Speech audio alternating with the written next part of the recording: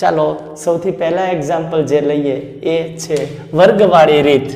વર્ગની રીતમાં શું ધ્યાન રાખવાનું છે તો કે વર્ગ હોય એ કાઉન્સ ઉપર જ કરવાનો હોય હંમેશા.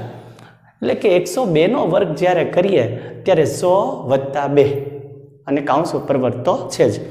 તો 100 નો વર્ગ નિયમના 2, 100 × 2 અને 2 નો સ્ક્વેર.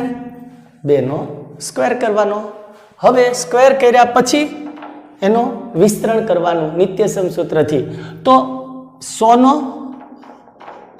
10,000 થશે. 100 દુ 200 ને 200 દુ 400 ગુણાકાર કરી નાખવાનો છે ને, બરોબર? એટલે ક્લિયર કરી નાખજો પહેલા અને 2 નો વર્ગ 4 કરશું. એટલે હવે ત્રણેયનું કોમ્બિનેશન એટલે કે ત્રણેયનો સરવાળો કરી નાખવાનો. ભેગા કરી નાખો ત્રણેયના સરવાળાને.